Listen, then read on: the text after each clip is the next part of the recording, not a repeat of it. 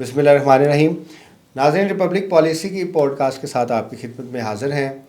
आज हमारे साथ एक इंतहाई टैलेंटेड सिविल सर्वेंट हैं जो ऐसे writing, report writing, analysis writing में काफ़ी माहिर हैं। तो हमारे साथ बहुत से स्टूडेंट्स जो जुड़े हुए हैं, उन्होंने कहा था कि हमें आर्टिकल राइटिंग पे एक अच्छा सा आप प्रोग्राम करें। तो उसी सिलसिले में आदिल रियाज़ गोंदा साहब को हमने अपने पॉडकास्ट में मदऊ किया है। आदिल साहब, आपका बहुत शुक्रिया। Thank you very much, sir, and thank you very much for inviting me. It's an honor for me to be here. आपको पता है कि राइटिंग स्किल्स बहुत इम्पॉर्टेंट हैं। अभी भी जितनी दुनिया में चेरिश्ड किस्म की स्किल्स हैं, उसमें अभी भी writing skill one of the top skills है।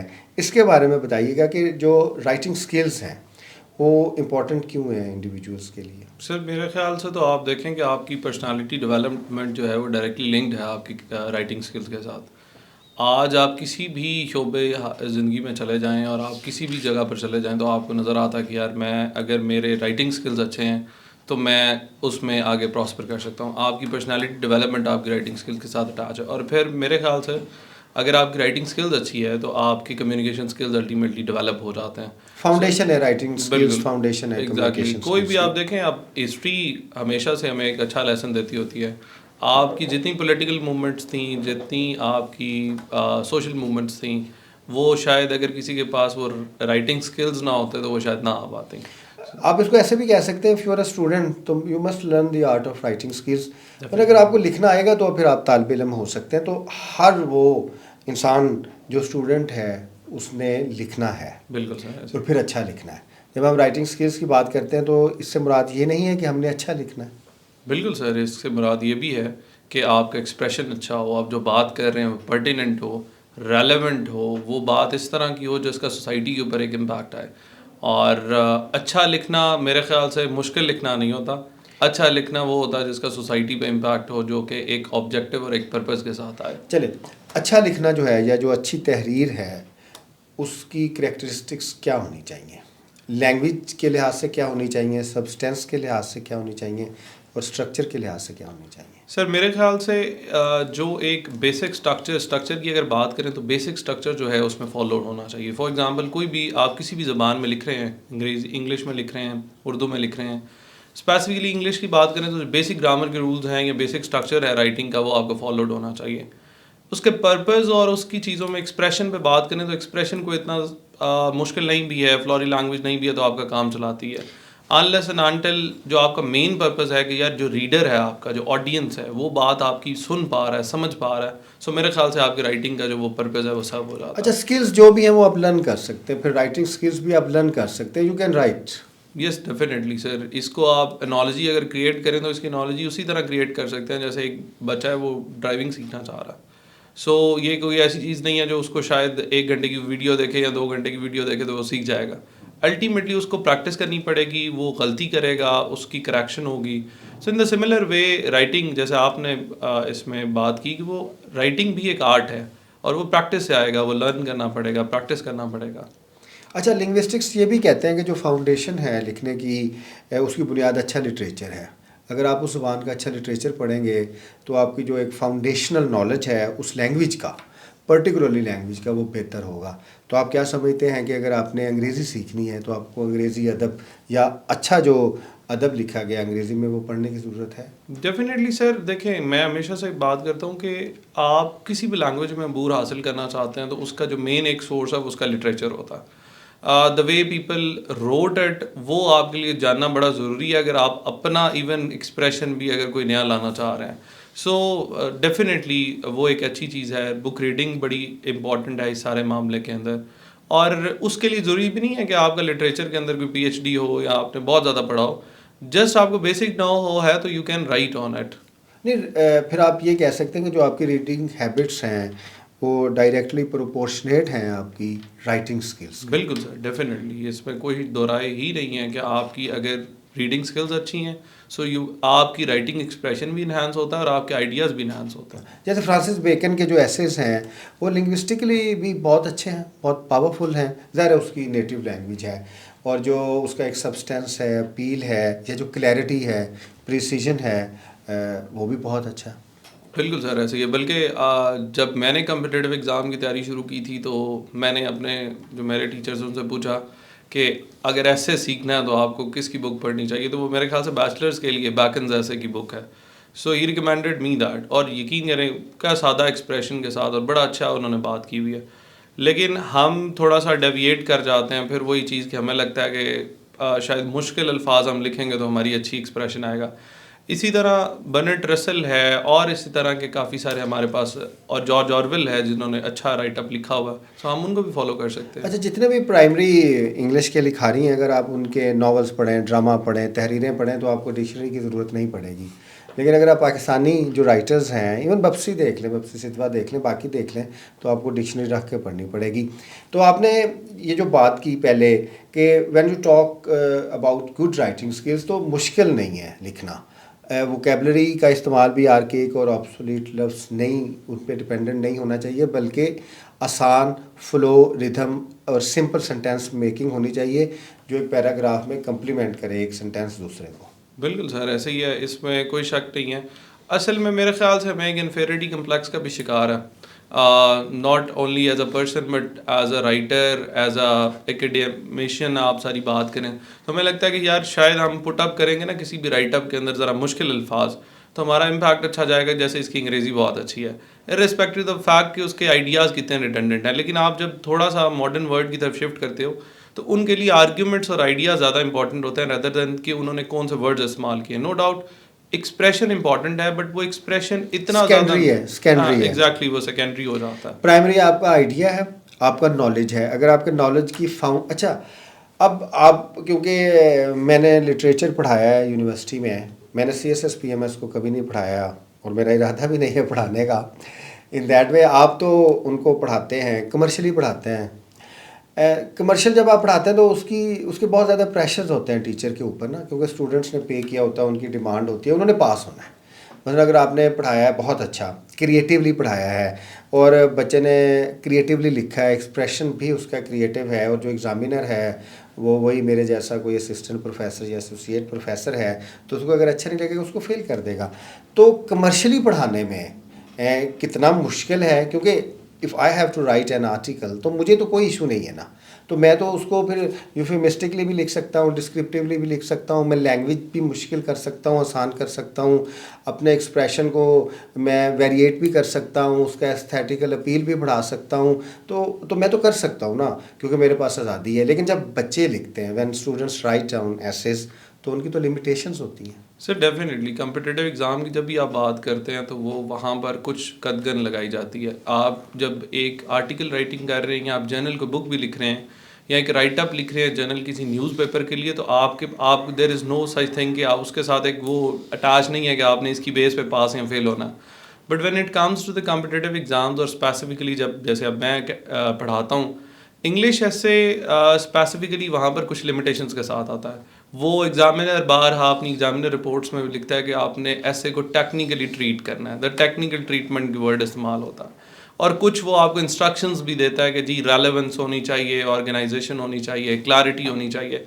सो जब वहाँ पर बात आती है तो हमें थोड़ा सा जो आपके लिंगुअल डिस्कोर्स है उससे डेविएट भी करना पड़ता है। तो वो एक बैलेंस मेंटेन करना पड़ता है between the what we basically learn from the linguistic और व्हाट एक्चुअली दी CSS और PMS examiner is expecting from the aspirants. So एक दरमियाना सा एक मिक्सचर है जो कि डिमांड होता है। अच्छा, और ये भी डिपेंड करता है टॉपिक क्या है, क्योंकि मैं जुडिशल ऑफिसर रहा हूँ, तो मैंने जितनी भी जजमेंट्स लिखी हैं, जजमेंट्स हत्ता के जुडिशल ऑफिसर्स लिखते नहीं हैं, लेकिन मुझे शौक़ था लिखने का, तो वो बड़ी आसान थी।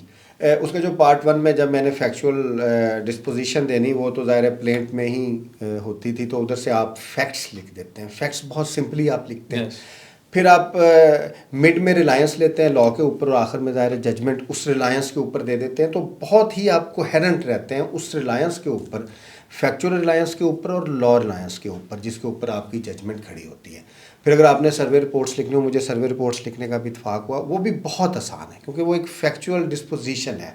आपने फैक्ट्स लिया है, ओपिनियन लिया है, फैक्ट्स को आपने थोड़ा सा कंपाइल किया, उसका एक सिंथेसिस बनाया, और उसके डेरिवेटिव्स के ऊपर आपने कुछ मेजरमेंट्स लिख दिए हैं, उसमें भी आपकी क्रिएटिविटी नहीं है। जब आप लिटरेचर के ऊपर लिखते हैं, ह्यूमन इमोशंस के ऊपर लिखते हैं, तो फिर you have to write. When you write ऐसे, और अगर आप CSS PMS या इनके लिए लिखते हैं तो वो किन चीज़ों का आपको ख़ास तौर पे ख्याल रखना चाहिए कि अगर आप इस स्ट्रक्चर में से गुजरेंगे तभी जो एक सेट पैटर्न है उस पर आप पूरा उतर रहे हैं? सर CSS PMS का जो सबसे बड़ा इशू है वो एग्जिस्टिंग जो टीचर्स हैं, मेंटोर्स हैं, जैसे हमारी आते हुए बात हो रही थी मार्केट जो है उसके अंदर एक स्पेसिफिक इशू ये है कि हर बंदे का अपना पॉइंट ऑफ व्यू है। तो इतनी डिस्क्रिपेंसी है कि if you go to one teacher और उसके साथ ही दूसरा टीचर है तो उनमें 180 डिग्री का फ़र्क नज़र आएगा।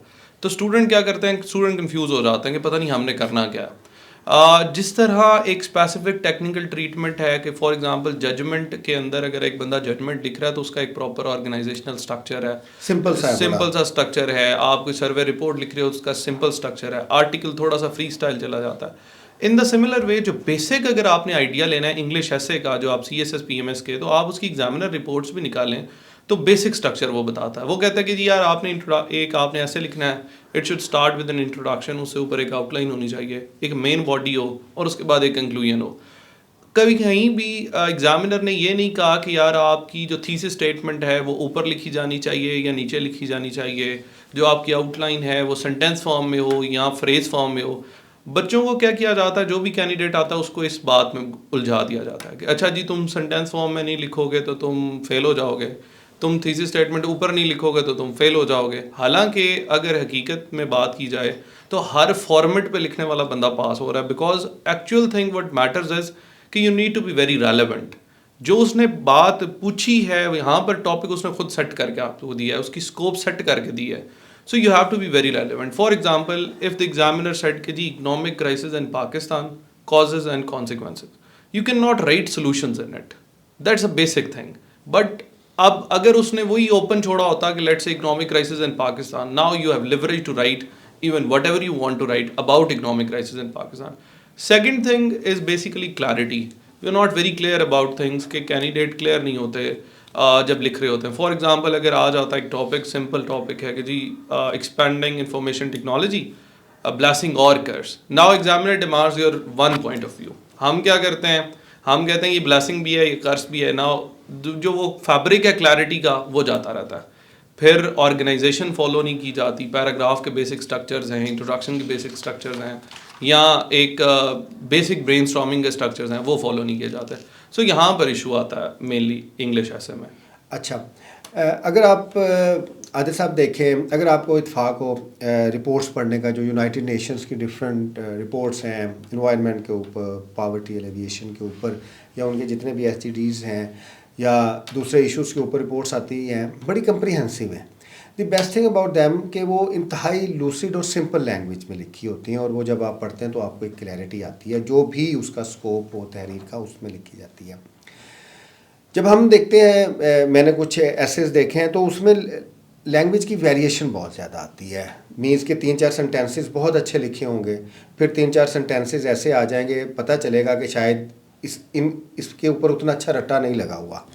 तो एकदम एक सस्टेनेबल जो लिंग्विस्टिक पैटर्न है, आई वुड नॉट से क्वालिटी, क्योंकि लैंग्वेजेस की क्वालिटी नहीं होती, तो वो लिंग्विस्टिक पैटर्न सेम नहीं रहता, वो वेरिएट करता है बिटवीन गुड एंड बैड।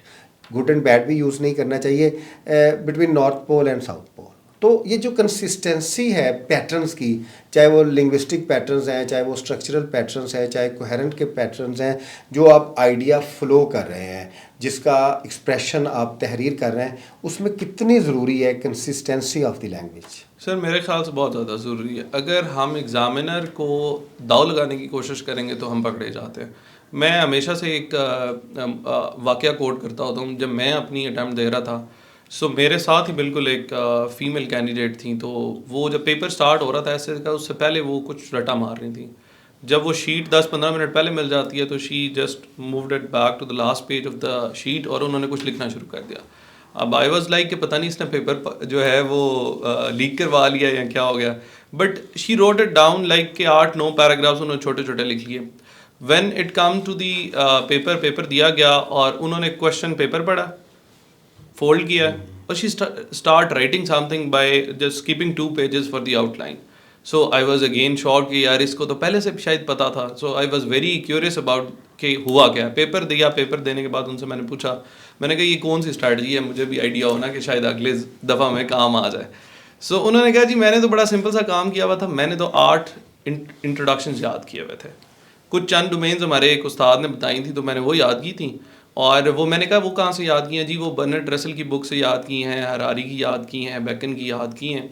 अच्छा, मैंने कहा तो फिर आगे क्या होता है. अब फॉर एग्जांपल ऐसा एक और स्ट्रक्चर हुआ क्या. अब वो क्या करती थी, वो इंट्रोडक्शन उन्होंने लिखा, पहली गलती क्या होगी कि वो टॉपिक आया ऑनलाइन लर्निंग पे, उन्होंने याद किया होता ऑनलाइन एजुकेशन पे, तो एक तो उधर से फिर रगड़ा गया, उन्होंने वो याद किया हुआ था. दूसरा मसला ये आता है जो आप बात कर रहे थे, जब आप इंट्रोडक्शन हरारी का लिखो और आगे से जब पहला बॉडी पैराग्राफ शुरू होता है तो पता चले कि जनाब XYZ फ्रॉम पत्तो की यार मंडी बाउद्दीन इज राइटिंग, सो आपकी वो कोहेरेंस नहीं रहती, अल्टीमेटली आप अपना तो आप पकड़े जाते हैं, एग्जामिनर को पता चल जाता है. बेहतर है कि आप शुरू ही वहाँ से करें. यस, इसका मतलब है कि आपको अपनी ओरिजिनल तहरीर ही इम्प्रूव करनी चाहिए तमाम पैराग्राफ्स के अंदर.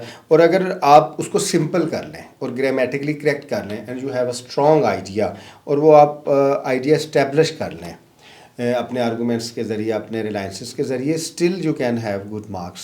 सर मेरे ख्याल से यही एक तरीका है अच्छे मार्क्स लेने का. मतलब अगर आप अगर मेरे से कोई पूछे कि ऐसे कैसे है, तो ऐसे लिखना है, ऐसे है जैसे सामने आपके बंदा बैठा हुआ है और आपको उसके साथ एक बात करके अपनी बात को आपने एक जजमेंट लिखनी है. एग्जैक्टली. और अच्छा, वो जो आपने जजमेंट लिखनी है उस टॉपिक के ऊपर, उसमें सब्जेक्टिविटी नहीं होगी, ऑब्जेक्टिविटी होगी. And you can't be judgmental in your arguments. Linguistic expression पे कंप्रोमाइज़ हो सकता है, लेकिन जो आपका सब्सटेंस है उस पर कंप्रोमाइज़ नहीं हो सकता है. ऐसे ही है. Definitely sir. आर्ग्यूमेंट आपका बहुत ज़्यादा प्रेगमेटिक हो. फॉर एग्जांपल आप स्ट्रैटेजीज प्रेजेंट कर रहे हो, सॉल्यूशंस दे रहे हो, it should not be like journal के यार ये कर दो वो कर दो. It should be very practical in sense कि उसे पता चले कि you are landing into the bureaucracy और आपको यही नहीं पता. फॉर एग्जांपल मैं एग्जांपल देता हूँ, बच्चे आर्ग्यूमेंट दे देते हैं कि जी बजट बढ़ा दें एजुकेशन का. सो क्या बढ़ाते हैं, कितना बढ़ाते हैं, किस तरह बढ़ाते हैं, किस किस सेक्टर ऑफ द एजुकेशन. बल्कि आप ब्यूरोक्रेसी में भी देखें, जो हत्ता कि रिपोर्ट्स के ऊपर काम शुरू होते हैं तो पायलट्स किए जाते हैं, पायलट प्रोजेक्ट्स किए जाते हैं. उसके बाद फिर आप उसको एक मेन प्रोजेक्ट्स में लेके जाते हैं. और स्टूडेंट्स के लिए ये भी ज़रूरी है कि वो जितनी स्टडीज़ हैं, अच्छी ऑर्गेनाइजेशंस की अच्छी रिसर्चेज़ हैं, उनको लाजमी पढ़ें. रिसर्च पढ़ने से आपकी जो एक पब्लिक एडमिनिस्ट्रेशन की फाउंडेशनल नॉलेज है वो बेहतर होगी. हम एक अब आगे चलते हैं अपने प्रोग्राम को लेके. पोइटिक्स बहुत अच्छी बुक है अरिस्टोटल की. मैं अभी भी समझता हूँ कि जो ग्रीक लिटरेचर है या रशियन लिटरेचर मेरा फेवरेट है, वो लिंग्विस्टिकली और एक्सप्रेशन के लिहाज से आपका जो एक एस्थेटिकल टेस्ट है उसको सेटिस्फाई ज़रूर करता है. और वो बल्कि एक पोइटिक जस्टिस जो है वो राइटिंग को प्रोवाइड करता है.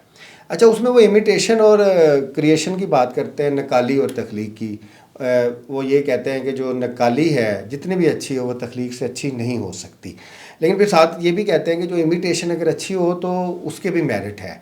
तो बेसिकली जो हमारी एसे राइटिंग है, जो हमारी रिपोर्ट राइटिंग है, एनालिसिस है, वो तो इमिटेशन है ना. क्रिएशन तो ज़ाहिर है आपने पोइट्री करनी है या फिक्शन राइटिंग करनी है. अभी हम उसके बारे में बात नहीं करेंगे. I would say that type of writing is far superior. Superior ऐसा लफ्ज़ है जो यूज़ नहीं करना चाहिए, but when you have good writing उसके लिए हो सकता है. कमिंग बैक टू इमिटेशन, क्योंकि हमने जब आर्टिकल राइटिंग करनी है तो इमिटेशन है बेसिकली ना. आपने रिसर्च से ले रहे हैं, डाटा रिपोर्ट से ले रहे हैं, फिर ज़ाहिर है आप पढ़ते हैं बहुत ज़्यादा. बल्कि अब तो इतनी ज़्यादा हमने पढ़ी है कि जो आर्टिफिशियल इंटेलिजेंस टूल्स के ज़रिए भी तहरीरें हैं ना वो मुझे पता चल जाती हैं. मैं अगर कोई तहरीर पढ़ूँ तो उसमें अगर लेट्स डेल्व इनटू तो मुझे पता चल जाएगा कि उस IT टूल की है, नेविगेटिंग थ्रू. तो मीन्स के ह्यूमन ब्रेन बहुत बड़ी है. तो ये जो इमिटेशन है of data, imitation of reliances, imitation of references, ये कितनी इंपॉर्टेंट है. सर जैसे आपने बात की कि हम as a PMS CSS aspirant अगर बात करें, सो ये दोनों चीज़ें हमारे लिए बड़ी इंपॉर्टेंट हैं. क्रिएटिविटी भी और इमिटेशन भी. और लेकिन क्रिएटिविटी आप उस हद तक नहीं कि आप कुछ नई चीज़ तख्लीक कर दें. बट अगर आप थोड़ी सी बात करें, एग्जामिनर फेलियर के रीजंस में भी लिखता है कि most of the candidates came up with crammed right up which was from the easily available resources. तो अब वो क्रैमिंग है. अब वो ना ही वो क्रिएटिविटी में फॉल करती है, ना ही वो प्रॉपर जो पॉजिटिव या फिर आप क्रिएटिव जिसको कह सकते हो नकाल में फॉल करती है. सो मेरे ख्याल से इन दोनों का मर्जर ज़रूर होना चाहिए, बट ना ही उतनी ज़्यादा क्रिएटिविटी है ना ही उतनी ज़्यादा क्राइम। मतलब आप इजीली अवेलेबल रिसोर्सेज को ना पकड़ो, आप रिसर्च पेपर्स को पकड़ो, आप थिंक टैंक्स की जो मैगजीन्स हैं उनको पकड़ें, आप जो राइटर्स हैं जो लिख रहे हैं उनको देखें, उनके आइडिया से आइडिया पिक करें, देन आपका एक्सप्रेशन अपनाओ। So this is the basic need. You have to showcase your linguistic command, और उसके साथ जो आपका एक सब्सटेंटिव आइडिया है।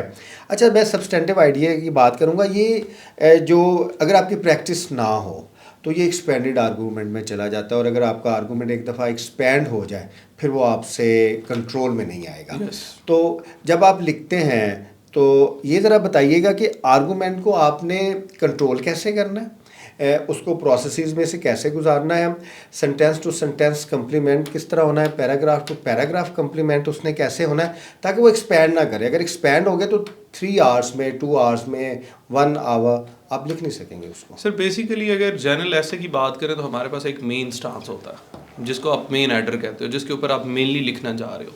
देन उसके बाद आपके आगे आर्ग्यूमेंट्स होते हैं। जो हम पैराग्राफ का स्ट्रक्चर, बॉडी पैराग्राफ का स्ट्रक्चर फॉलो करते हैं, वो हम आर्ग्यूमेंट फॉलो करते हैं। उसके लिए एक बेसिक स्ट्रक्चर है जिसको बर्गर मेथड भी कहते हैं, जिसको सैंडविच मेथड भी कहते हैं। वो स्टार्ट होता है एक टॉपिक सेंटेंस से। आप उसके अंदर एक क्लेम करते हो दैट फॉर एग्जांपल दिस, मैं ये कह सकता हूँ कि जैसे हम इकोनॉमिक क्राइसिस पे बात कर रहे थे कि जी पॉलिटिकल इंस्टेबिलिटी जो है वो हमारा फॉरमोस्ट इकोनॉमिक रीजन है फॉर द या कॉज है for the economic crisis in Pakistan. Then उसके बाद आप लिंकिंग सेंटेंस की तरफ आते हो, आप थोड़ा सा एक्सप्लेन करते हो कि पॉलिटिकल इंस्टेबिलिटी है क्या। देन आपके सपोर्टिंग आर्ग्यूमेंट्स आते हैं। अब सपोर्टिंग आर्ग्यूमेंट्स बेसिकली प्रूव करते हैं इस दोनों रिलेशंस को कि यार किस तरह पॉलिटिकल इंस्टेबिलिटी क्या क्या रिफ्लेक्शंस दे रही है, जिसकी वजह से कौन कौन से इकोनॉमिक क्राइसिस आ रहे हैं। देन उसके बाद आपने वो बात सिर्फ बातों तक महदूद नहीं करनी, then you have to give some evidence जिससे आपकी बात सब्सटेंशिएट हो, करॉबोरेट हो कि यार इस बंदे ने ये बात खुद से नहीं की, इसके पीछे कोई लॉजिक एग्जिस्ट करती है या इसके पीछे कोई रेफरेंस एग्जिस्ट करता है। देन जब आप एक एविडेंस पुट कर दो, उसके बाद आप अगेन एक ऑप्शनल लिंकिंग सेंटेंस देके कंक्लूडिंग सेंटेंस देते हो। सो आप इस चीज़ को इस तरह सैंडविच करते हो सो दैट कि एक आइडिया जो आपने स्टार्ट किया था वो आइडिया प्रूव हुआ, अब मैं फिर अगला आइडिया दोबारा से शुरू करूंगा। सो जो उसको कम्प्लीमेंट करेगा, क्योंकि एक आपका चीफ आइडिया है तो उसके रिलायंसेस में जो आपके सब आइडियाज़ हैं वो जाके ही उसको एक एविडेंस के तौर पे प्रूव करेंगे। बिल्कुल ऐसे। अच्छा, इसमें एक तो और इम्पॉर्टेंट चीज़ मैं आपसे पूछना चाहूँगा कि जो डिक्शन है, जो वोकैबुलरी है, वो कितनी इम्पॉर्टेंट है?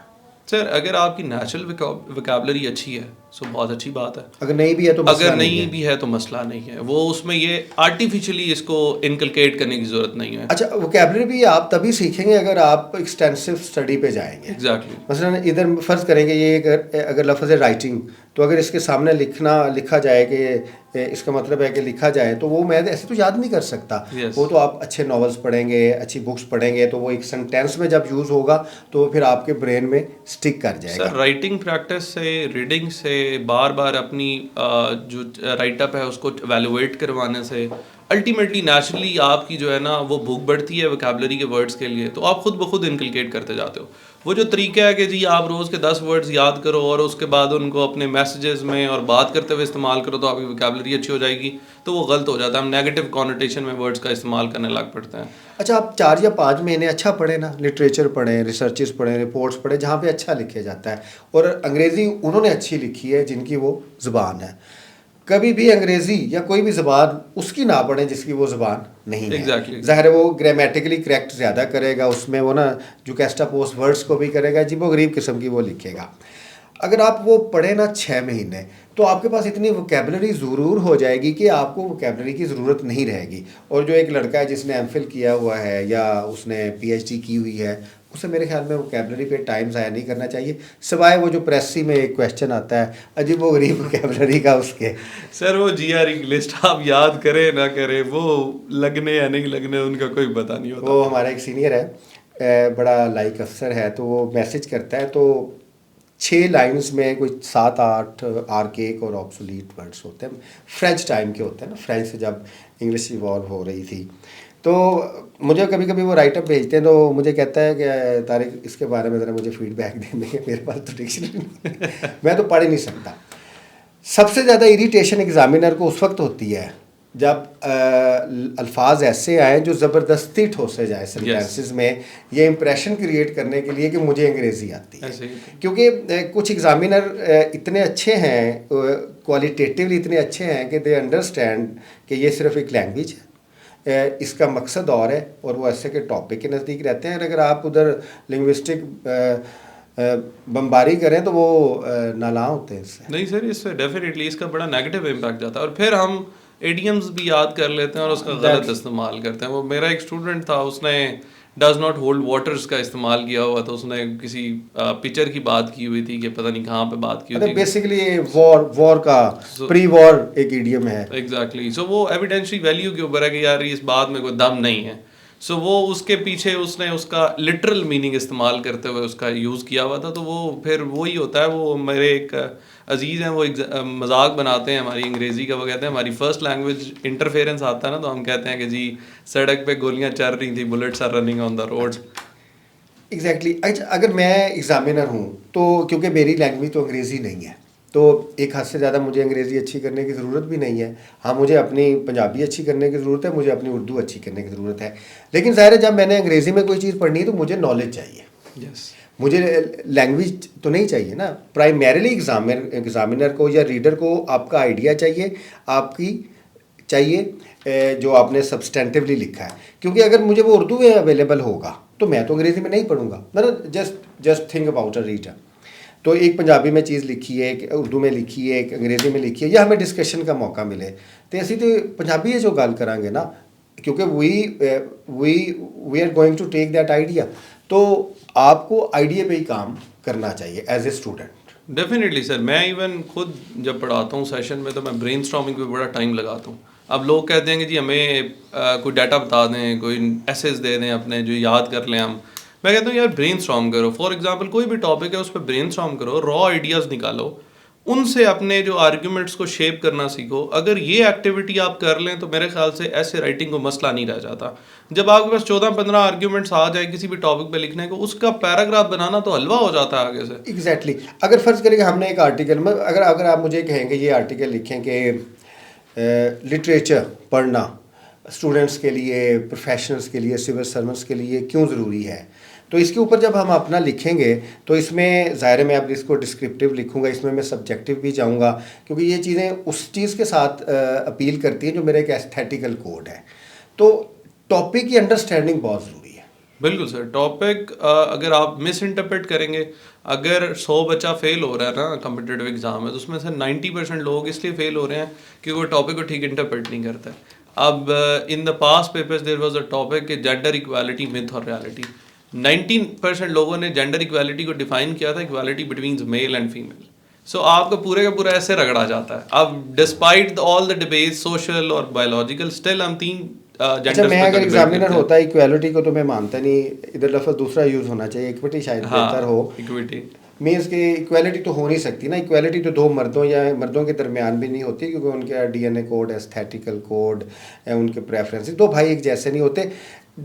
अगर फ़र्ज़ कहते हैं कि इक्वालिटी होनी चाहिए, then you have to prove कि इक्वालिटी है नहीं है, उसको प्रूव करें। अगर आप वो आर्गूमेंट नहीं लेते, दूसरा लेते, फिर आपको उसको प्रूव करें। Exactly sir, the side you take, the stance you take, if you prove it you will pass. अगर आप प्रूव नहीं करते यू वॉन्ट पास। ये बड़ी सिंपल सी बात है इसमें। जी चलिए, अब हम थोड़ी सी प्रैक्टिस करते हैं कि हम एक आर्टिकल लिखते हैं, कैसे लिखते हैं कि प्रोफेशनल्स के लिए, स्टूडेंट्स के लिए, आम आदमी के लिए, सिविल सर्वेंट्स के लिए लिटरेचर पढ़ना क्यों ज़रूरी है। अगर आप देखें तो आजकल तालीम के लिहाज से भी हम इतने ज़्यादा कमर्शियल हैं कि हम वो चीज़ पढ़ना ही नहीं चाहते जो आपको फ़ायदा ना दिया जाए। मैं समझता हूँ कि अगर पाकिस्तान में CSS PMS ना होता तो यहाँ पे कोई ना पढ़ता। बिल्कुल सर, ऐसे ही है। इस पे मीन्स के we have written best of literature, कोई आदमी पढ़ने के लिए उसको तैयार नहीं है। उसको ज़रूरत है, वो पढ़ता है जिसको ज़रूरत है। एज ए सिविल सर्वेंट ज़रूरत है। Knowledge for the sake of knowledge का कोई कल्चर नहीं है। इसलिए हाथ से मैं the only advantage which I think CSS PMS या ये जो दूसरे कंपेटिटिव एग्जामिनेशंस का है कि बच्चे पढ़ते हैं, चलो पढ़ने से कुछ ना कुछ हो जाता है। अच्छा, अब हम ये लिखते हैं कि अपेरेंटली एक बच्चे को हम ये कहते हैं कि आपने ये लिखना है कि लिटरेचर पढ़ना क्यों ज़रूरी है। तो द प्राइमरी आइडिया जो है वो उसको तो वो एक्सेप्ट ही नहीं करेगा, क्योंकि वो तो लिटरेचर पढ़ना ही नहीं चाहता। उसने तो कभी लिटरेचर पढ़ा ही नहीं है, but he has to right.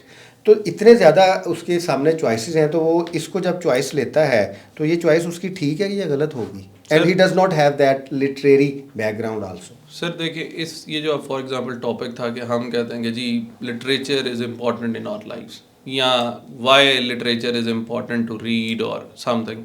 सो पहली चीज़ तो ये है कि उसके जहन में जैसे आपने बात की, क्लैरिटी होनी चाहिए कि यार इस टॉपिक पे ऊपर उसने स्टांस क्या लेना है। सो अल्टीमेटली अब हम बेशक अंदर से कह रहे होंगे नहीं नहीं नहीं नहीं ज़रूरी नहीं है, लेकिन हमें पता है कि ज़रूरी है, अब हमें लिखना पड़ेगा कि ज़रूरी है। अब जब हम कहते हैं कि चीज़ ज़रूरी है तो उसको इसका बेसिक नॉ होना चाहिए, क्योंकि जब वो ज़रूरत पे बात करेगा, नीड पे, कि किस तरह लिटरेचर पर्सनालिटी डेवलप करता है, किस तरह लिटरेचर जो है आपको बाकी तमाम डिपार्टमेंट्स में, सेक्टर्स में हेल्प कर रहा है, या लिटरेचर की नीड क्या है आपकी लाइफ में। So he has to pick some examples from the literature as well, कि उसे कुछ ना कुछ उठाना पड़ेगा कि यार ये जैसे ये लिटरेचर है तो इसने ये इम्पैक्ट किया, या इस लिटरेचर ये पर्टिकुलर एग्जांपल थी, इसकी वजह से आपकी ये पर्सनालिटी डेवलपमेंट होती है, या ये आपका स्किल डेवलप हो रहा है। So basic knowledge is very important. देखिए, ये मैंने इसके ऊपर एक आर्टिकल लिखा था, तो उसकी बुनियादी वजह ये थी कि अल्लाह जमाल है, खूबसूरती को पसंद करता है, और जो ह्यूमंस हैं वो एक्सटेंशन है डिविनिटी की। तो उसमें मेरे अंदर या हर इंसान के अंदर एक तरतीब है, एक खूबसूरती है। तो लिटरेचर तो हमारे अंदर है, क्योंकि I know as a student of literature. और जब मैंने लिखा था तो मैं सुबह जाता था 9 बजे ऑफिस, 6-7 बजे आता था, वो फाइल्स में करके वो मैं कहता व्हाट इज़ दिस बुलशिट। तो I should think some creative thing. तो मैंने कहा नहीं, लिटरेचर है। मैं फिर आके आना, मैंने थोड़ा शेक्सपियर देख लेना, या मैंने पंजाबी मियां मोहम्मद बख्श पढ़ लेना। तो मुझे पता चलता था कि रिलैक्सेशन हुई है, मैं ज़्यादा अच्छा हो गया हूँ, या मैं एक्सरसाइज करने जाता हूँ। तो इतना बोर्डम होता था। उसके बाद आई जस्ट थॉट कि there is something in literature, तो आपको लिटरेचर पढ़ना चाहिए, क्योंकि अल्लाह जमाल है, उसको खूबसूरती पसंद है, और खूबसूरती हमारी जेनेटिक नीड है। तो आप इसको अपने डीएनए पे लेके आ सकते हैं कि जो इंसान का इंस्टिंक्टिव सिस्टम है उसमें ये इसेंशियलिटी है कि आपने मैनिफेस्टेशंस कुदरत की देखनी है, सुननी है, पढ़नी है। लिरिसिज्म आपको अच्छा लगता है, म्यूज़िकलिटी आपको जो है वो स्ट्राइक करती है, आपकी जो पर्सनैलिटी है उससे हारमोनी रिलेट करती है, सिम्फनीज रिलेट करती हैं, अच्छी तहरीर आपको करती है। तो when it is your aesthetical need, या फिर आप उसको और लिहाज से भी देख सकते हैं कि ये आपको रिलैक्स करती है, करता है। फिर आपके मूड्स हैं, डिफरेंट मूड्स का लिटरेचर आप सुन सकते हैं, पढ़ सकते हैं, देख सकते हैं, खूबसूरत लोगों को सोच के, देख के। तो इट्स अ ब्यूटीफुल थिंग। तो देखिए, यू वेस्ट मनी। फ़र्ज़ करें कि अच्छा म्यूज़िक कंसर्ट पे आप जाते हैं, तो you waste money for many people, but you spend money to be more aesthetically gratified. तो लिटरेचर तो आपकी रूट्स में है, डीएनए में है, सोशली, कल्चरली, पॉलिटिकली, ये तो आपको आगे लेके जाता है। तो इस तरीके से जब आप लिखते हैं तो you should have that idea. Sir simple सी बात है, अभी जितनी भी आपने बातें की हैं ये सारी की सारी अगर लिखते तो आपका ऐसे कंप्लीट हो जाता। ये इतना आसान है ऐसे लिखना। एब्सोल्युटली। सो आपने जो जितने भी आर्गूमेंट्स दिए, मुझे ये बात, मुझे आप सामने बैठे हुए हैं, आप मुझे बता रहे हैं कि इसलिए लिटरेचर ज़रूरी है, आप अपनी डेली लाइफ एग्जांपल ले रहे हैं, आप डिफरेंट सोशल एग्जांपल्स ले रहे हैं। यही इसी तरीके से अगर एक बच्चा लिख के आ जाता है ना ऐसे, और प्रॉपर वो ऑर्गेनाइजेशन फॉलो करता है, रेलेवेंस ऑलरेडी आपने बात ही इसी बात पे की कि यार क्यों ज़रूरी है, तो बात ख़त्म हो जाती है। सो ये ही एक बेसिक स्ट्रक्चर है इंग्लिश ऐसे। देखिए, जैसे हमारी कमर्शियल नीड्स हैं, हमारा हेडोनिज्म है, हमारी ज़्यादा हेडोनिस्टिक नीड्स हैं, इस तरह हमारी लिटरेरी नीड्स भी हैं, हमारी एस्थेटिकल नीड्स भी हैं। अब आप लिटरेचर से इसको और तरफ लेके जाते हैं। अगर हम फ़र्ज़ करें लोकल गवर्नमेंट पे ले जाते हैं कि लोकल गवर्नमेंट पे हमें क्या लिखना चाहिए, तो उस वक्त भी आपको एक थोड़ी सी इमेजिनेशन चाहिए। Exactly. कि यार मैं अपने गांव में रहता हूँ, मैं अपने शहर में रहता हूँ, सबब्स हैं, गलियाँ नहीं हैं ठीक, मैं पॉलिटिकली एम्पावर्ड नहीं हूँ, उसके अलावा सिविक एमिनिटीज़ नहीं है हमारे पास, दूसरी चीज़ें नहीं हैं, तो प्रॉब्लम तो आपके पास हैं। देन फिर आप उसी इमेजिनेशन में बनाते नहीं, यार स्ट्रक्चर्स एडमिनिस्ट्रेशन की होनी चाहिए, अच्छी लॉ मेकिंग होनी चाहिए, अच्छी चीज़ें होनी चाहिए, ताकि वो जो पावर है डिवॉल्व होकर आपके डोर स्टेप पे आए, और आपकी जो क्वालिटी ऑफ लाइफ है इंडिविजुअली भी और मजमूई तौर पे भी बेहतर हो। तो जो आपके आइडियाज़ ऑफ एसेज हैं, चाहे वो डिस्क्रिप्टिव हैं, चाहे नैरेटिव हैं, चाहे लिटरेचर के हैं, चाहे पब्लिक एडमिनिस्ट्रेशन के हैं, चाहे इंटरनेशनल रिलेशंस के हैं, उसमें इमेजिनेशन बड़ी इंपॉर्टेंट होती है। You have to go through that imagination. Definitely sir. अब देखें, आप लोकल गवर्नमेंट पे अगर लिख रहे हैं सो आपकी इमेजिनेशन ज़रूरी है, लेकिन वहाँ पर आपको बेसिक नॉलेज भी होना चाहिए। अब मुझे नहीं पता अगर फॉर एग्जांपल कि पाकिस्तान में 18th अमेंडमेंट का आर्टिकल 140A है जिसने हमें बेसिक जो है वो उसको प्रोविजनल जो है वो सब्जेक्ट बना दिया, या अगर मुझे उसका आइडिया नहीं कि बेसिकली लोकल गवर्नमेंट्स का काम क्या होता है, कितने लोकल गवर्नमेंट्स के सेटअप हमारे मॉडल्स आ चुके हैं पाकिस्तान के अंदर, जिन जिन जिन ममालिक में लोकल गवर्नमेंट सिस्टम इफेक्टिव है वहाँ पर उन्होंने किस तरह उसका इंस्टीट्यूशनल फ्रेमवर्क किया, या उनसे वो क्या म्यूनसिपल काम ले रहे हैं। इट मीन्स कि जब हम लिटरेचर के ऊपर लिख रहे हैं तो आप सब्जेक्टिवली लिखेंगे, you can write down your own experience. लेकिन जब आपने लोकल गवर्नमेंट के ऊपर लिखना है तो फिर आपने ऑब्जेक्टिवली लिखना है। Yes, sir, और जब आपने ऑब्जेक्टिवली लिखना है तो फिर आपका एक कंपैरेटिव एनालिसिस भी आएगा। आपको पता होना चाहिए पाकिस्तान में ये कामयाब क्यों नहीं हुआ, इंडिया में कैसे चल रहा है, फेडरल पार्लियामेंट्री गवर्नेंस में कैसे चल रहा है, प्रेसिडेंशियल गवर्नमेंट में कैसे चल रहा है, यूनिटी स्टेट में कैसे चल रहा है। एग्जैक्टली सर, ऐसे ही। फाउंडेशनल जो जो जो आपकी फाउंडेशनल ग्रिप है ना नॉलेज की, वो तो मीन्स कि if you want to write you need to study all the time. Yes sir, definitely. अब देखें, मैं एक सिंपल सी बात करता हूँ, मैं कहता हूँ जी need for the local government system in Pakistan. अगर मैं ये कहता हूँ कि इसलिए लोकल गवर्नमेंट ज़रूरी है because it will ensure inclusivity. अब इंक्लूसिविटी किस तरह इंक्लूसिविटी, हाउ आई थॉट कि यार inclusivity is the need of all, क्योंकि मुझे पता है some at the back end of my mind मुझे पता है कि जी गुड गवर्नेंस का एक बेसिक एलिमेंट है इंक्लूसिविटी। फिर मैंने देखा कि पाकिस्तान के अंदर, अब मैं इसमें एग्जांपल ले सकता हूँ फॉर एग्जांपल यूके की, कि ये उन्होंने इंक्लूसिविटी मेंटेन की थ्रू लोकल गवर्नमेंट सिस्टम, तो उनका लोकल गवर्नमेंट इफेक्टिव है। अच्छा आदिल, ये जितने भी स्ट्रक्चर्स हैं ना इसके पीछे कॉन्सेप्ट्स हैं बुनियादी तौर पे ना। जब हम एडमिनिस्ट्रेशन की बात करेंगे ना तो दो प्राइमरी कॉन्सेप्ट है इसकी, कि एक सेंट्रलाइज्ड है और एक डिवॉल्व्ड है। Yes. जब हम लोकल गवर्नमेंट की बात करेंगे हमें पता चल जाएगा नहीं सेंट्रलाइज्ड नहीं है, नहीं है, हमने डिवॉल्व पे आना है। decentralization होगा। अब जो डिवॉल्व्ड एडमिनिस्ट्रेशन है उसके हमें पता है एडवांटेजेस क्या है, हमें पता है कि वो फेडरेशन में बहुत ज़्यादा ज़रूरी है, हमें ये भी पता है कि उसमें इनोवेशन ज़्यादा होगी, हमें ये भी पता है कि उसमें सोशो पोलिटिकल जो है पार्टिसिपेशन बहुत ज़्यादा होगी, हमें ये भी पता है कि वो नर्सरी है पॉलिटिशियंस की। Exactly. पाकिस्तान में पॉलिटिशियंस क्यों नहीं पैदा होते, ना स्टूडेंट पॉलिटिक्स है ना लोकल गवर्नमेंट्स हैं। Exactly. तो फिर तो होगी नहीं। तो हमें सारा पता चल गया कि क्या क्या हमारी जो एक पब्लिक लाइफ को अगर आप अंडरस्टैंड करें कि ये हमारी पब्लिक लाइफ है, उसकी ये डेरिवेटिव्स हैं, ये स्ट्रक्चर्स हैं, ये इम्पेरेटिव्स हैं, इस तरीके से आपकी होगी, तो उस लिहाज से ये नॉलेज इसमें मैटर करेगा और ऑब्जेक्टिविटी मैटर करेगी। अब हम एक थोड़ा इंटरनेशनल रिलेशन का बना लेते हैं। मेरा बहुत इख्तलाफ रहा है इसके ऊपर कि जब when we talk about international relations diplomacy के ऊपर, कि पाकिस्तान की जो डिप्लोमेसी है वो अच्छी नहीं है। अच्छा, ये इसमें भी अगर आप अपना गांव देखें, अब अपना मतलब जो आपकी रियासत है ना, जो और पाकिस्तान के पंजाब का गांव वो एक जैसी है। उसमें भी 3-4 हर गांव में एक अमेरिका होता है, एक USSR होता है, एक चाइना होता है, चाइना वालों का और तरीका है, बाकियों का और तरीका है। देखें उसमें भी जो सबसे इम्पोर्टेंट चीज़ है ना, इम्पोर्टेंट चीज़ है दैट इज़ पावर। Yes. जो आपकी डिप्लोमेसी है वो पावर के ऊपर है और नेशनल पावर के ऊपर है। अब नेशनल पावर में क्या चीज़ें हैं, आपकी इकॉनमी है, आपकी सुपीरियर वेपनरी है, सारी चीज़ें हैं। वो अगर आपके पास नहीं होंगी तो आपकी डिप्लोमेसी अच्छे आपके जो डिप्लोमेट्स हैं वो कुछ भी नहीं कर सकेंगे। तो you must understand the idea, you must understand the structures, you must understand how it works. तो ये क्लैरिटी ऑफ टॉपिक या क्लैरिटी जो है, जो आपका फाउंडेशनल नॉलेज है वो बहुत असास है। अच्छा, ये जो फाउंडेशनल नॉलेज है ये कितने अरसे में आप बना सकते हैं? वैसे तो सारी उम्र चाहिए सर मेरे ख्याल से you need less than 1 month. अगर Exactly. लेस देन 1 मंथ, मैं समझता हूँ कि 1 महीने में आप 10 से 12 अच्छी बुक्स पढ़ लें तो you will be getting primary. Sir अगर फॉर एग्जांपल एक बंदा कहता है मैं 10 से 12 किताबें भी नहीं पढ़ सकता, तो वो बेसिक काम ये कर सकता है कि वो एक डायरी ले, उसके अंदर मेजर डोमेन्स डिवाइड कर ले। फॉर एग्जांपल डेमोक्रेसी है, इकॉनमी है, आपके पास एजुकेशन है, क्लाइमेट चेंज है, गवर्नेंस है, जेंडर है, इंटरनेशनल रिलेशंस है, फॉरेन पॉलिसी है, आर्टिफिशियल इंटेलिजेंस है, इंफॉर्मेशन टेक्नोलॉजी है, सोशल इश्यूज़ हैं, टेररिज्म है, सोशल मीडिया है। ये डोमेन्स कर ले, सिंपल काम करे कि वो न्यूज़पेपर पढ़ता तो न्यूज़पेपर उठा ले, कोई बुक पढ़ता है कहीं से भी पढ़ता अच्छा, है। आप इसको और इमेजिनेशन में लेके जाएं, जो आपके इंडिविजुअल और पब्लिक नीड्स हैं, those are all the topics. Exactly. देखिए विमेन एम्पावरमेंट हम देखते हैं हमारे सामने, हमारी बहनें हैं, हमारी माएँ हैं। इसके अलावा जो सोशल डेवलपमेंट हमारे सामने है, हमारे जो सोशल कॉन्ट्राडिक्शंस हैं हमें सारा पता है।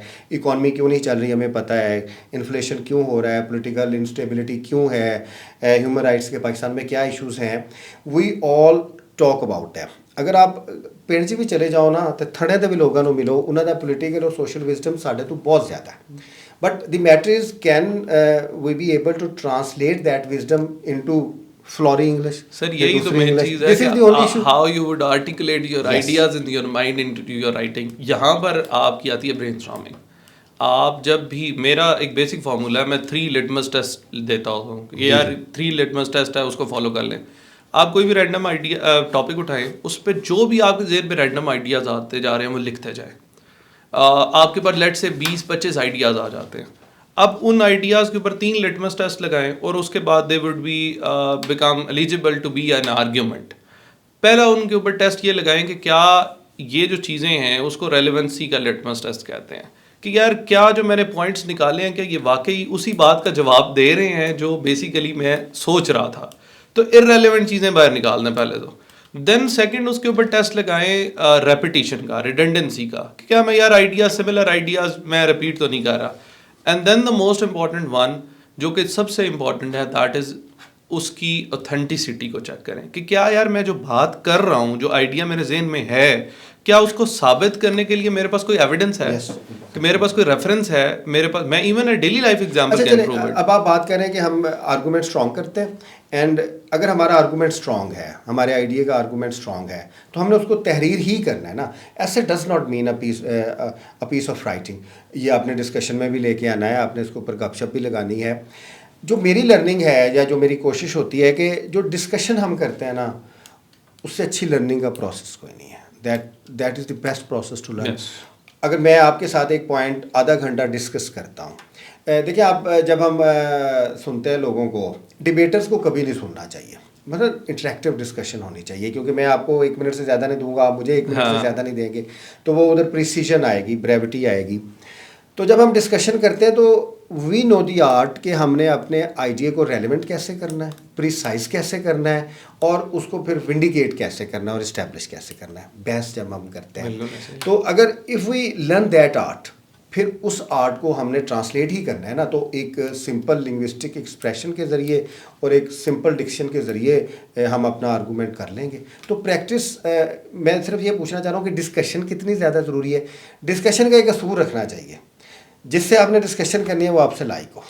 बिल्कुल सर, ऐसे ही है सर। इसमें मैं अपनी एग्जांपल दूंगा आपको कि मैंने बेसिक कॉन्सेप्ट्स कहीं से पढ़े नहीं हैं, कहीं से, मतलब जो बेसिक नाउ हाउ थी, मैं I used to do parliamentary debates in my university level. So वो पार्लियामेंट्री डिबेट्स का स्ट्रक्चर डिस्कशन टाइप का होता है, मतलब those are not just a debate. So वो आपको एक टॉपिक पुट अप किया जाता है, one side has to speak in favour of it, other has to speak in against it.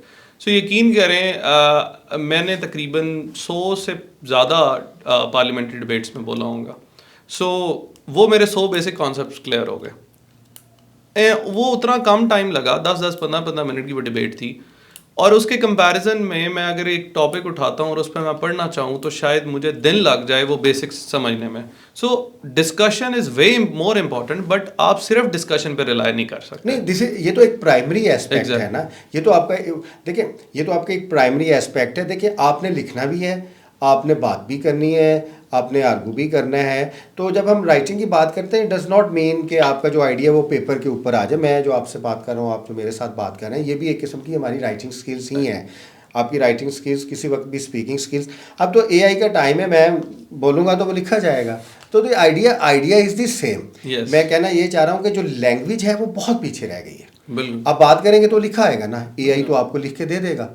बहुत सारे टूल्स हैं, बट द आइडिया मैटर्स, किस तरह कंस्ट्रक्ट करना है, किस तरीके से कामयाब करना है। हमारे एक सीनियर थे, तो यू लर्न फ्रॉम पीपल। तो उन्होंने मुझे ये, मेरी उनसे गपशप लगी, तो उन्होंने मुझसे पूछा कि तुम्हारी खूबियाँ क्या और ख़ामियाँ क्या।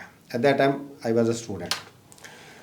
तो मैंने कहा जी कि मेरी ये खूबियाँ हैं, मेरी ये ख़ामियाँ हैं, मेरी ये खूबियाँ, ये मेरी ये ख़ामियाँ। वो मैं लिख के भी आ गया उधर। उसने कहा कोई खूबी ख़ामी नहीं होती। हमारे टीचर ने, मेरे टीचर ने कहा, सीनियर थे, मैं सिविल सर्विस में भी था उस वक्त, कोई खूबी खामी नहीं होती, ये आपकी ह्यूमन ट्रेट्स हैं। ये सर्टन सिचुएशंस में आपकी खूबी बन जाती है और सर्टन सिचुएशंस में आपकी खामी बन जाती है। तुमने अपनी ये खामी बताई है कि तुम ज़िद्दी हो। मतलब मैं आई जस्ट टोल्ड हिम कि मैं ऑब्स्टिनेसी है, पीपल जस्ट से मी। अच्छा, वो भी हम बड़ी अजीबोगरीब अपनी खामियाँ लिखते हैं, हकीकत में होती है वो खूबियाँ ही हैं। अच्छा, अब वो कहते हैं कि अगर रिलेशंस है, तो उस पर अगर आप ज़िद के साथ जाते हैं तो ये आपकी खामी है, लेकिन अगर आपकी कोई आइडियोलॉजी है, आप अगर अच्छे काम पे ज़िद करते हैं तो ये आपकी खूबी, उसको परसिस्टेंस कहते हैं। परसिस्टेंस कहते हैं। तो डीप नॉलेज किसी भी चीज़ का बहुत ही इम्पोर्टेंट है। बेसिक कॉन्सेप्ट का पता होना चाहिए, फिर उस कॉन्सेप्ट्स के जो डिफरेंट स्ट्रक्चर्स हैं उसका आपको पता होना चाहिए। और क्योंकि अब हम अपना प्रोग्राम कंक्लूड कर रहे हैं, मैं फिर भी समझता हूँ कि there is always an emotional outlook to your writing. आप साइंटिफिकली भी लिखें तो उसमें थोड़ी सी aesthetical appeal, limited aesthetical appeal, emotional appeal और जो ह्यूमन अपील है वो होनी चाहिए। बिल्कुल सर, इसमें ज़रूर होनी चाहिए। और दूसरा मेरे ख्याल से आपको नेचुरल अपना वो जो माइंड आ रहा है ना, आपके माइंड आइडिया आ रहा है, नेचुरल आइडिया, उसको रिफ्लेक्ट कराएं अपने नेचुरल राइटिंग के साथ। मैं तो हमेशा से I started teaching back in 2021, और मैं तब से इंग्लिश ऐसे जब से पढ़ा रहा हूँ, मैं बच्चों को सिर्फ यही बात करता हूँ कि यार जो आपका नेचुरल फ्लो है ना उसको आने दो राइटिंग में। हाँ, आपकी वॉइसनेस ना शो, लेकिन एक अगर आप उसके अंदर आर्टिफिशियल कुछ ऐड ऑन करोगे तो पकड़े जाओगे। और दूसरा ये कि जब आप नेचुरल फ्लो के साथ आते हो तो आपका आर्ग्यूमेंट और भी ज़्यादा स्ट्रांग होता है। सो डेफिनेटली इसमें बड़ी इंपॉर्टेंट। पाकिस्तान में भी देखें, बहुत सारे जजेस जो हैं वो जब जजमेंट शुरू करते हैं तो ज़रा इंट्रोडक्शन में वो थोड़ा सा उसको क्रिएटिव ज़रूर करते हैं, क्योंकि वो उधर कर सकते हैं, but when they start dispensing facts तो फिर they just went in their own way. इस लिहाज से ना राइटिंग इज़ ब्यूटीफुल, और राइटिंग हमें आनी चाहिए, हमें अच्छा लिखना, अच्छा बोलना आना चाहिए, और इसमें ना कोई उस्ताद है और ना ही कोई शागिर्द है। आप लिखते जाएं, लिखते जाएं, लिखते जाएं, पढ़ते जाएं, क्योंकि जो आइडियाज़ होते हैं ना उनकी एक खूबसूरती ये है कि आप उसको कंक्लूड नहीं कर सकते। ये एक सिविलाइजेशनल एक सर्कल है। मेरा आइडिया मैं उसको इंक्लूड करूँगा, आपका आइडिया आप उसको इंक्लूड करेंगे, कंक्लूजन नहीं है।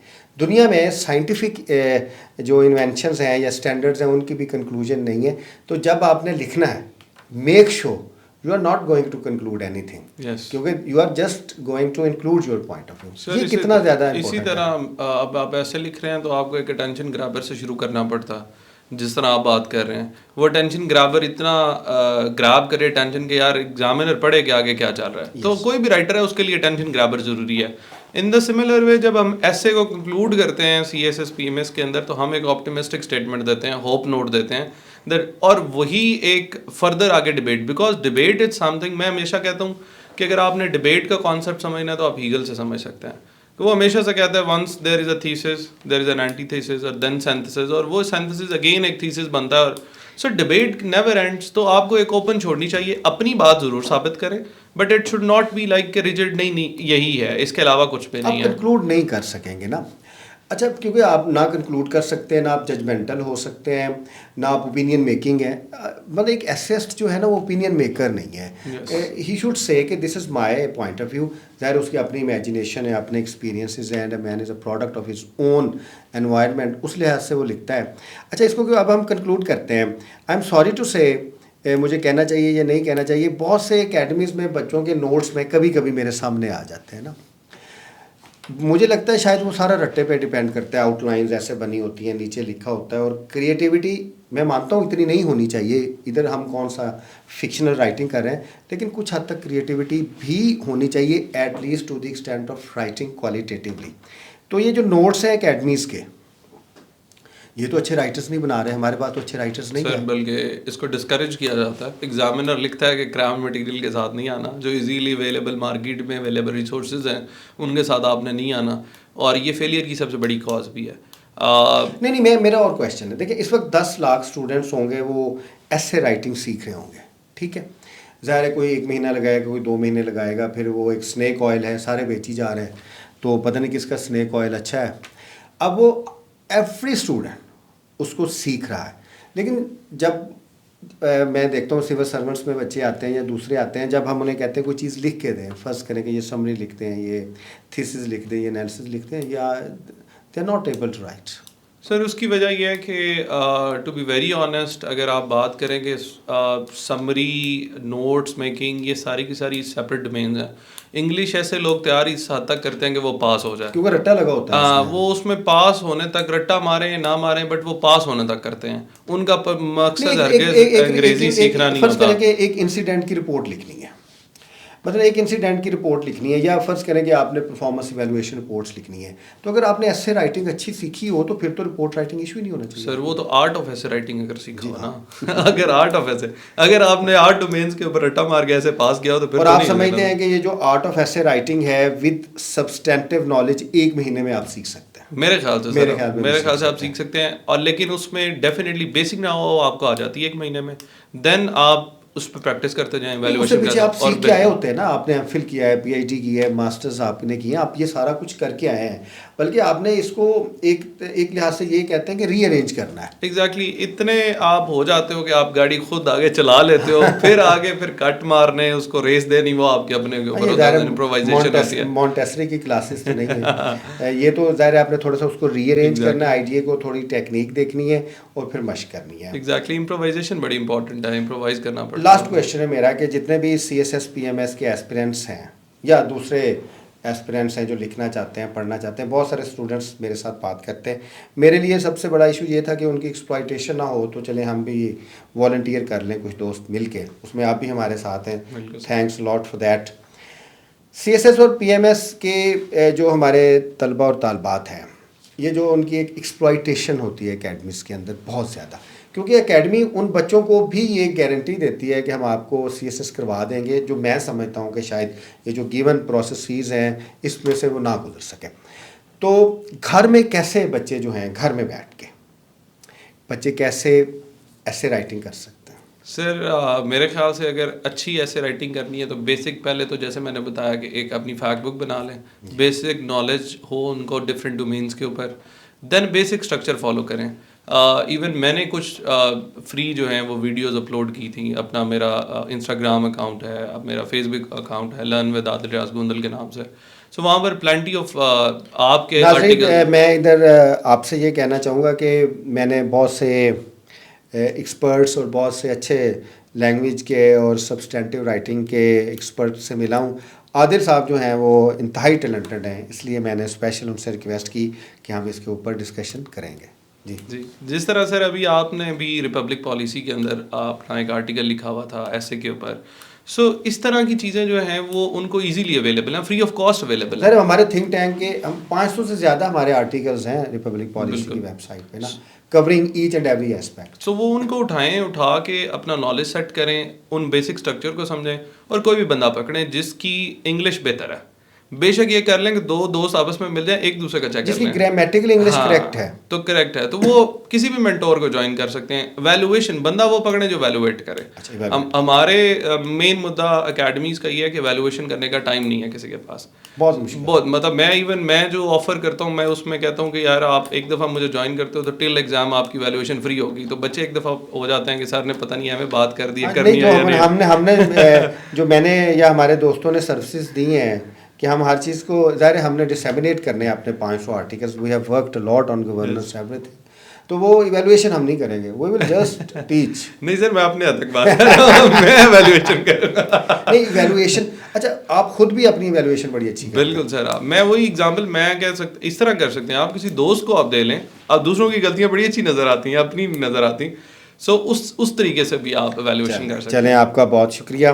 नाज़रीन हम अपने प्रोग्राम्स जो हैं थिंक टैंक के, जो हमारी रिसर्चेस हैं, हमने 500 से ज़ायद गवर्नेंस के ऊपर, ह्यूमन राइट्स के ऊपर, इकॉनमी के ऊपर लिखा है। आप हमारी वेबसाइट पे जाके देख सकते हैं, हम उसके ऊपर अपने प्रोग्राम्स करते रहेंगे। आपका बहुत शुक्रिया। अल्लाह हाफ़िज़।